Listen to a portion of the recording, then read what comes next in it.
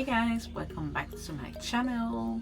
Today is part 2 of my recipe and I'm going to show you how to make the best tasting Ghana Zongo Stew for your waakye, for your rice, for anything you like. So if you are interested, please keep on watching and I'll see you at the end of my video. So let's get started.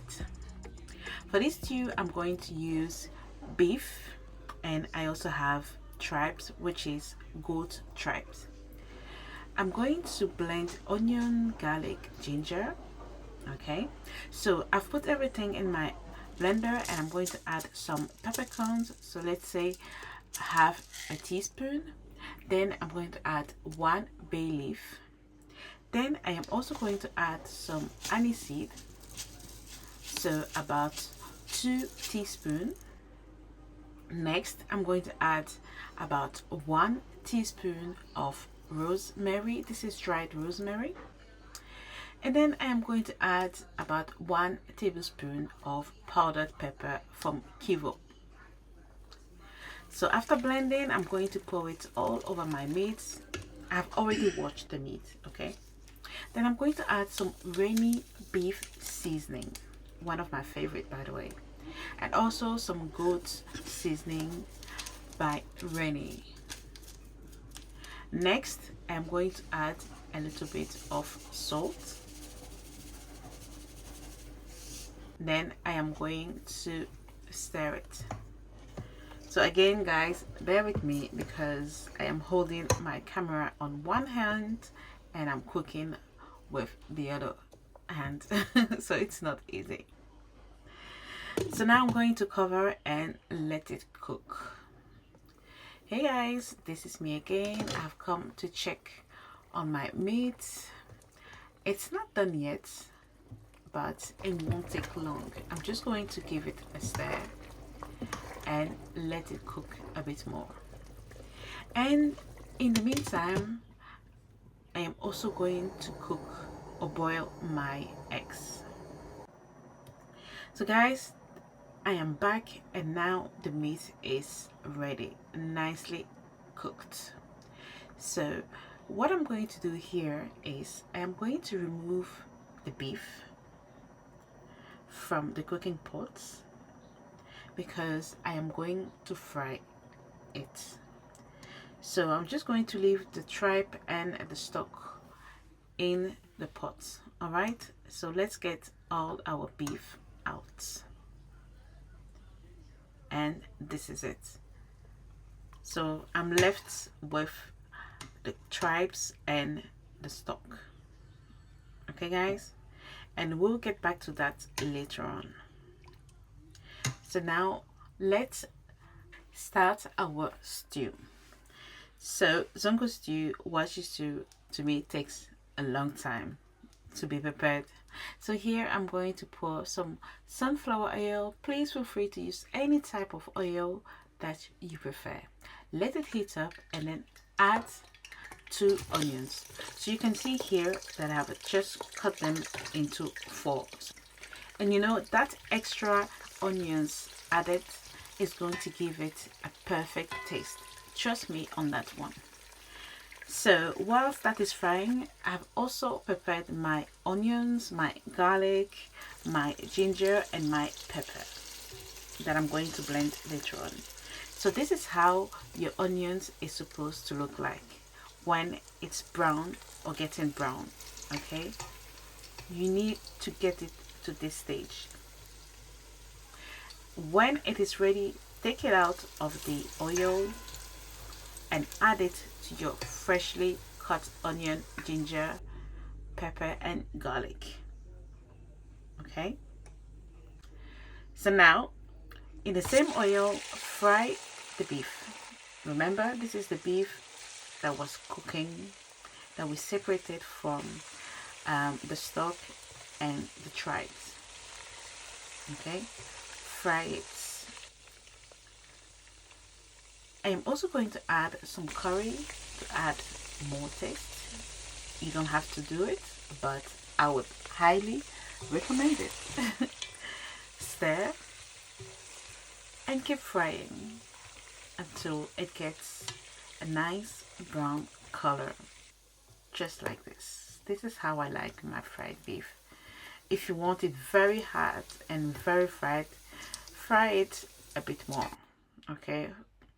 But this is it. So now I'm just taking it out of the oil, and I'm going to add some sliced onions. This is 2 sliced onions, so in total you need 6 onions, right? Okay, so now I am going to blend everything with my stock. Remember the stock that I kept with the tribe? Yes, I added it to this.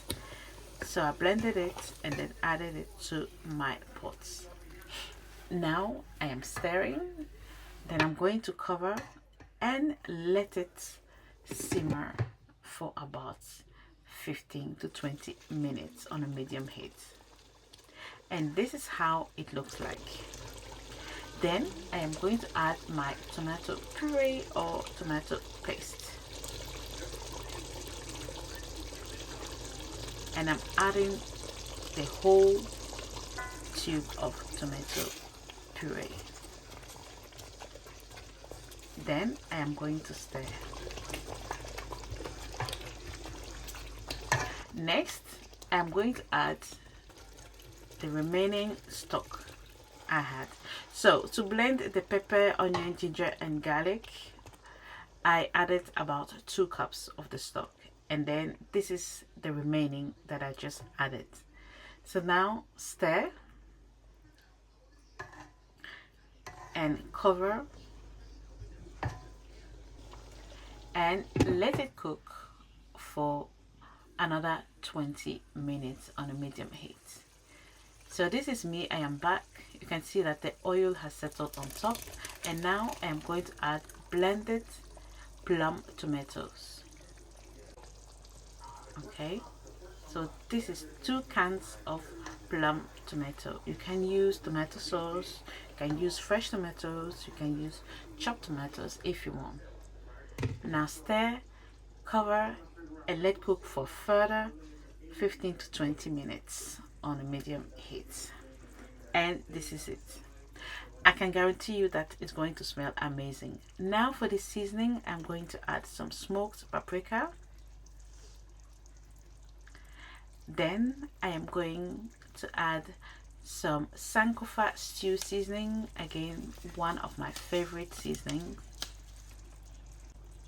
Next I'm going to add a bit more of curry powder, some food seasoning, or I should say some maggi powder. Then I'm going to stir. If you wish to add any other seasoning, please go ahead and do it. But usually when I prepare Waakye stew or Zongo stew, these are the seasoning I like to use. And then I'm going to add in my fried beef and my stomach. This is goat tripes. Okay, you can use beef tripes if you prefer. Then I am going to stir. How is it looking? Is it not looking amazing? Guys, we are almost done with our Zongo stew. Okay, almost. We just need to add a few more things. So now is the right time to add in your boiled eggs. Yes, Ghana, the egg nation. Yes, we do accept it. At least I accept it. So yes, add your egg, then stir it gently. Then I'm going to let it cook on the lowest heat possible for a further 5 to 7 minutes. Hey guys, so this is my Zongo stew. Look at how amazing it looks, and I can guarantee you that it tastes amazing, and your house is going to be smelling so good for at least 2 days. No joke. And this stew is just so tasty with waakye. I hope you have watched the part 1 of my recipe, which is the easiest waakye ever and the tastiest. If you haven't, go and watch it. So this is what we are going to eat. Look at this: waakye, tomatoes, spaghetti, gare. We've got everything. So thank you all so much for watching, and I'll see you next time. Don't forget to subscribe. Bye.